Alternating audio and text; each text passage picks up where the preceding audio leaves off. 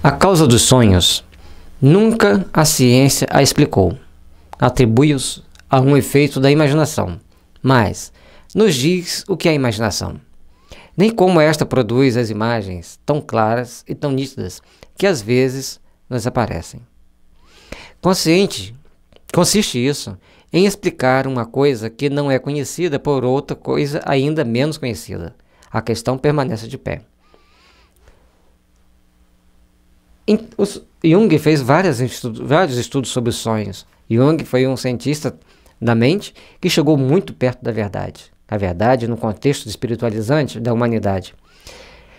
Esse grande sábio trouxe para nós um compêndio de informações que, se ele tivesse estudado um pouquinho mais a doutrina espírita, estudado um pouquinho mais as obras básicas, ele teria sido imortal. Imortal no sentido de trazer uma obra muito mais grandiosa, muito perfeita. Freud, respeitável, começou o trabalho de buscar entender a alma humana, entender a loucura, porque antes o tratamento era bem mais drásticos, bem mais complexo, mais triste para o ser humano. A partir desse grande gênio da ciência, desses dois grandes gênios da ciência, logicamente que a ciência das doenças mentais passaram a ser vista de outra forma. Respeitemos, lógico. Eles tinham que fazer questionamentos? Sim, eles eram cientistas, tinham que fazer questionamentos. Como que eles iam procurar entender as coisas espirituais dentro de um mundo europeu onde tantos traumas já tinham sido passados por aquele povo, de atrocidades de pessoas insanas comandando religiões que não atendiam os anseios da alma. Então, tentavam bloquear todos os questionamentos da forma, às vezes, até cruel. E muitas das vezes, éramos nós mesmos que estavam lá tomando aquelas ações cruéis, movidos de arrependimento. Mais tarde, em outras encarnações, a gente vem para trabalhar novos conceitos. Logicamente, vamos caminhar ao longo dos séculos buscando a nossa melhoria, o nosso aperfeiçoamento. Certamente esses grandes homens reencarnarão, ou já estão até reencarnados, ou como mentores de alguma casa, trabalhando para conscientizar as pessoas de uma mudança de postura ética, moral e mente emocional. Portanto, a imaginação pode trazer muitas situações, e para o ponto de vista da doutrina espírita, o sonho constitui-se de 3 aspectos básicos. Sonho de intercâmbio, quando você está no plano espiritual estudando. Quantas vezes a gente vai fazer uma prova e a gente estuda aquela prova toda no plano espiritual? Isso acontece. Ou quando você está trabalhando em uma determinada situação, para escrever um livro, por exemplo, e você acorda nítida com a ideia nítida do que você tem que escrever, porque você estudou no mundo dos espíritos durante aquela noite. Assim a doutrina espírita nos explica. Outro fator é quando você tem imagens de recordação mental. Essas vêm como trailers de filme, a gente já falou antes sobre essa questão do sonho, estou repetindo essa mesma frase, essa mesma explicação. Então vem como trailer de filme. A gente lembra de pedaços da história, não consegue lembrá-la toda, e se tentar lembrar, fica meio fora do ar. Então, se você está lembrando, ótimo, lembra daqueles pedaços, reflita, medita, deixa ele passar. Não vai ser aquilo o ponto mais importante para você naquele dia, naquele momento. Então, o que você lembra é o que você lembra. Não se preocupe tanto. André Luiz fala, deixa o sonho que ocupa o seu espaço, deixa o sonho passar. Siga seu caminho, siga o seu dia a dia. Então, esse é um aspecto do sonho. E o outro é um sonho quando você tem, aí sim, é da imaginação, porque você passa por vários estresses durante o dia, e à noite você, com auxílio dos seus protetores ou dos seus obsessores, criam imagens que te atormentam ou que te aliviam as suas preocupações do dia. E aí tem sonhos premonitórios, quando você vai descobrir um futuro, ou ver alguma coisa do futuro, que algumas pessoas podem fazer isso perfeitamente, que são aí, entra no caso dos de intercâmbio. Tem médiuns que são treinados no plano espiritual para trazerem revelações do que acontecerá no futuro. Outros, mas vamos ter cuidado. Pisa no freio aí quem acha que vai adivinhar todo o futuro, porque não vai ser assim. Tem médiuns que são treinados para fazerem indicações de remédios. No mundo espiritual tem médicos que são treinados para trazer fatos históricos. A gente vê a Vera Kranovskaya, um grande exemplo. Foi uma grande médium historiadora, trouxe a história do povo egípcio para a gente em várias situações. O livro Os Luminares Tchecos, que ela descreve a vida de Ian Rus, que é uma das encarnações de Allan Kardec, com muita precisão, rendeu-lhe até prêmio na época. mas ela escreveu totalmente mediunizada. É um livro muito bonito de ler. Aliás, os livros do Rochette são sempre livros bons de ler, que o Rochette tem um jeito ímpar de escrever. Então, trazer explicações para nós de como é essa criação dessa imaginação, a ciência não conseguiu trazer. Trouxe teorias que nem sempre se provaram. Precisam de alguns adendos a mais para ficar mais consistente. Respeitemos todas elas. Dizem ser uma recordação das preocupações da véspera, porém, mesmo que se admita essa solução, que não é ou é, ainda restaria saber qual o espelho mágico que conserva, assim, a impressão das coisas.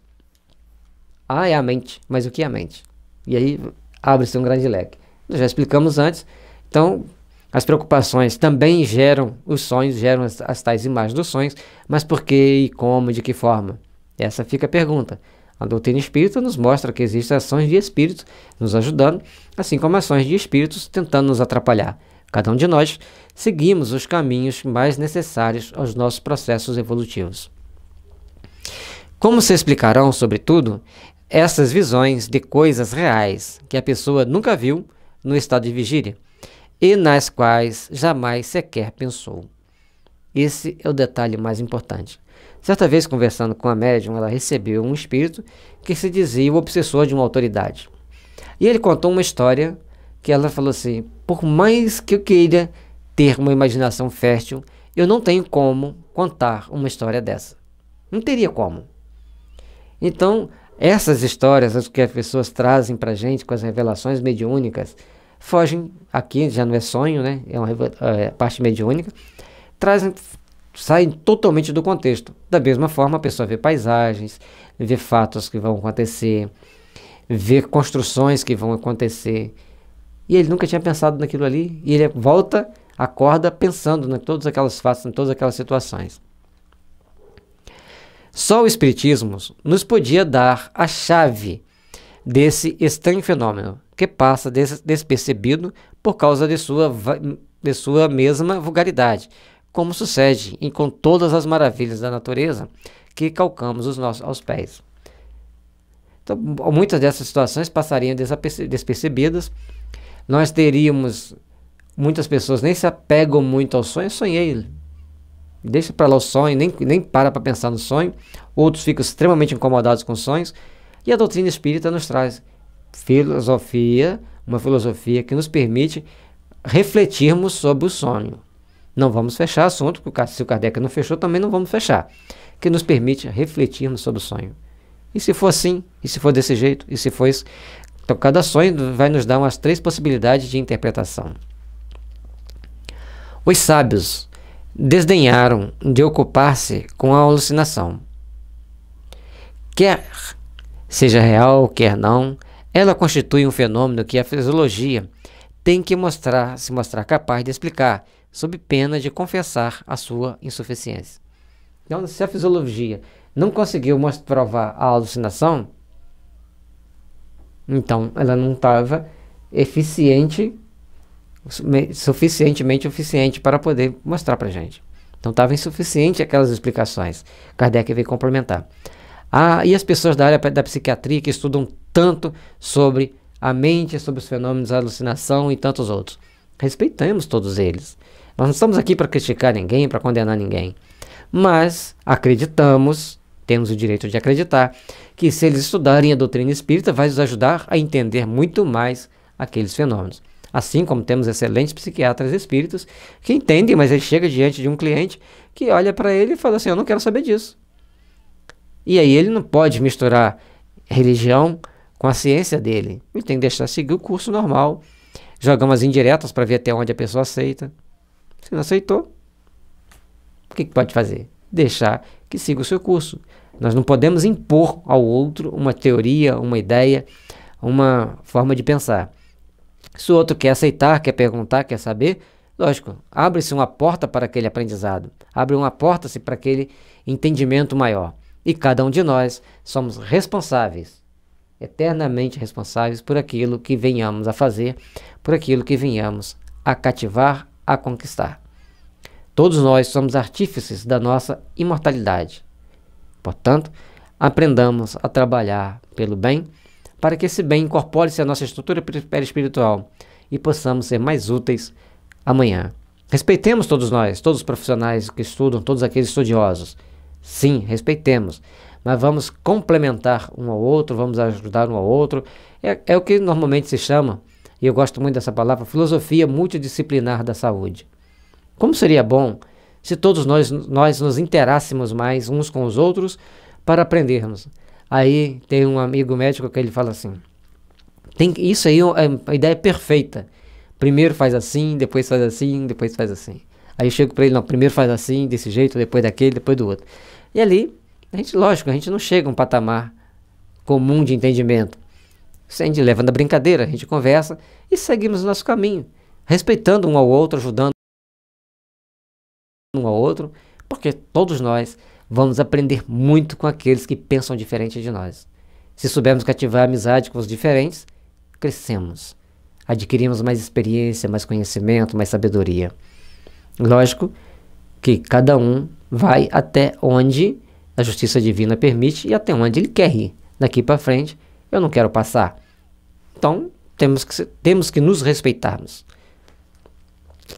Se um dia algum sábio se abalançar a dar desse fenômeno não uma definição, entendemos-nos bem, mas uma explicação fisiológica, veremos se a sua teoria resolve todos os casos.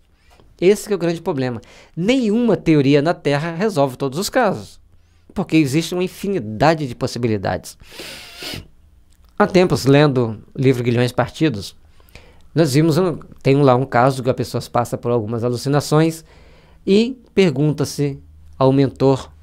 Cada livro espírita tem um espírito que é o mentor daquele texto, daquele trabalho.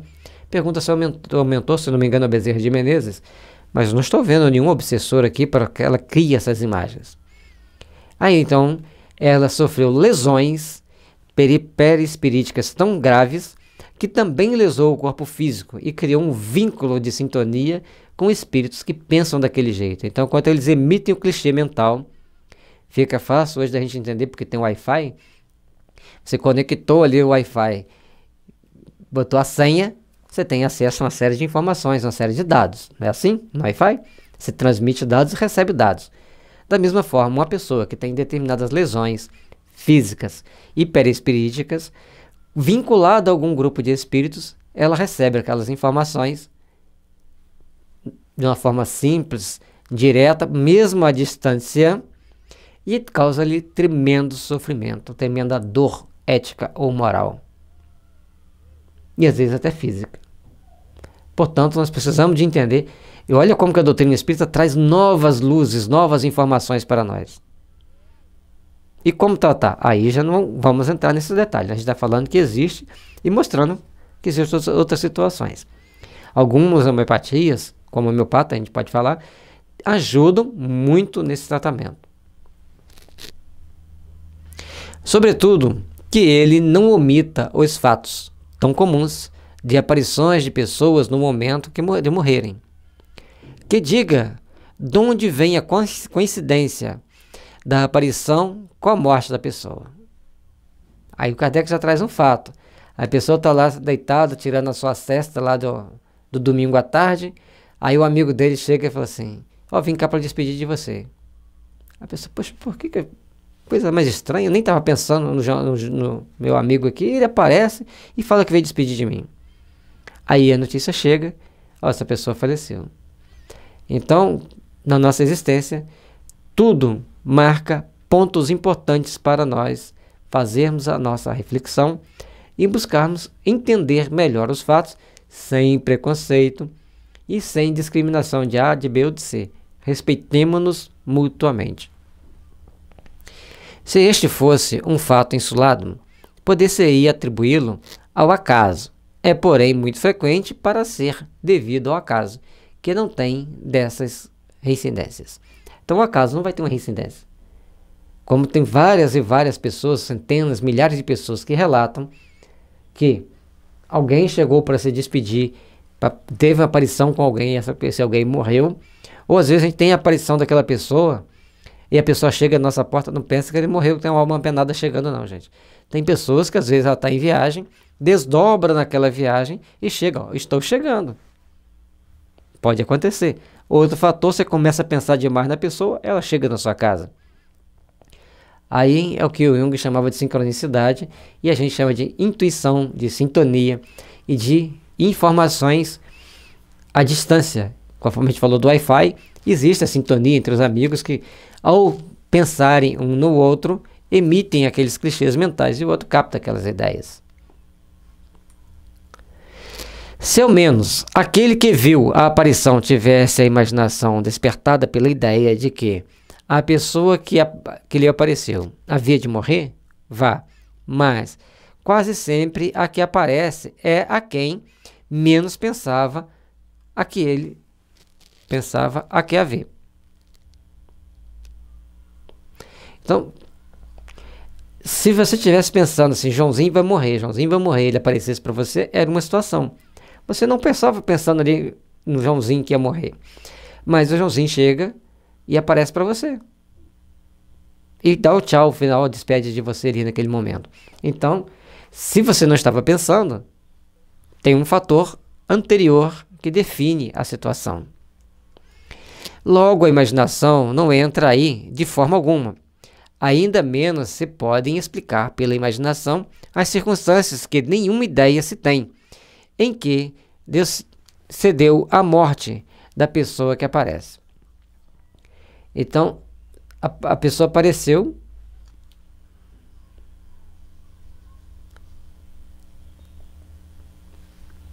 ainda menos se podem explicar pela imaginação as circunstâncias de que nenhuma ideia se tem, em que se deu a morte da pessoa que aparece. Bom, eu fui ler de novo para a gente confirmar, para explicar dentro do que está escrito ali. Se você não está pensando que a pessoa morreu, nem tem ideia da circunstância que ela morreu, e vem aquela informação, então não pode ser alucinação. Tem algo mais que a ciência não vai explicar sem entender que existe um espírito que se desloca e vai aparecer aquela mente. Então a ciência espírita ela vem trazer esclarecimentos para nós e complementar muitas das ciências que estão na Terra. Nas obras postas, mas se não me engano, Kardec diz que num dado momento ou a ciência se espiritualiza ou ela não ultrapassa aquele limite imposto pela justiça divina, pelas leis divinas. Então nós teremos que nos espiritualizar para conseguirmos angariar novas informações e até mesmo desenvolver novas tecnologias. Dirão, porventura, os alucionistas que a alma, se é que admitem a uma alma, tem momentos de sobrecitação em que suas faculdades se exaltam. Estamos de acordo. Porém, quando é real, o que ela vê, não há ilusão. Então, as pessoas que criam a teoria da alucinação, os alucinacionistas, se é que admitem uma alma, ele deixa claro que nem sempre as pessoas que acreditam defendem a teoria da alucinação acreditam numa alma, mas fala que existe uma alma sobreexcitada, mas se aquilo que ela viu é real, como que vai ser alucinação? Então, esse questionamento é importante da gente procurar entender. Se, na sua exaltação, a alma ver uma coisa que não está presente, é que ela se transporta. Mas, se a nossa alma pode transportar-se para junto de uma pessoa ausente, por que não poderia uma alma dessa pessoa transportar-se para junto de nós? Então, se algumas pessoas veem à distância, é porque ele foi lá ou porque os espíritos trouxeram para ele a imagem daquilo que está acontecendo. Na época do Kardec era difícil trazer uma imagem e da gente explicar isso, porque não tinha os recursos tecnológicos que nós temos hoje, da televisão, da filmadora, do celular, do computador. Nós temos. Então, muitas das vezes, o médium está na casa dele e percebe uma cena acontecendo a centenas, milhares de quilômetros. Ele não precisa de ir lá. Ele assiste o filme daquela cena, pelos mecanismos que a espiritualidade tem, que tem televisão lá muito mais sofisticada do que a nossa, com transmissões muito mais sutis, muito mais nítidas, com muito mais recursos do que a que nós temos aqui. Então, a tecnologia do mundo espiritual é muito maior do que a tecnologia que nós temos no mundo físico. Portanto, quando eles falam, nos dão determinadas explicações, a gente tem que começar a perceber que nós temos que aprender mais. Não estou mudando o que tem no texto. Ele diz que a alma pode se transportar, de um médium pode se transportar até onde aconteceu um fato. Pode. Entendemos que pode. Da mesma forma, ela nem sempre precisa de ir, porque os espíritos trazem para ele a imagem daquilo que aconteceu. Então, tanto a alma pode ir, como ele pode receber aquelas imagens, pelos recursos que a espiritualidade possui, que são infinitamente maiores do que as que nós temos aqui no mundo físico. Dignem-se eles de levar em conta estes fatos de sua teoria da alucinação, e não esqueçam que uma teoria a que se podem opor fatos que a contrariam é necessariamente falsa ou incompleta. Então, tudo na vida teremos os dois lados. Temos que parar, refletir e ver como que essas teorias se complementam. Principalmente na área das interações mentais, vamos dizer assim, nós estamos muito atrasados no entendimento disso. Mesmo a gente que estuda a doutrina espírita, estamos muito atrasados para entendermos todo o processo de interação das mentes. Portanto, faz necessário estudarmos mais, buscarmos aprender mais para podermos ter uma opinião melhor, uma melhor posição e um melhor entendimento, e oferecermos também uma melhor opinião. Por enquanto, a que podemos oferecer é essa. Aguardando a explicação que venho a oferecer, vamos tentar emitir algumas ideias a esse respeito. Vamos ver quais as ideias que ele vai trazer. Vai estar no próximo tópico.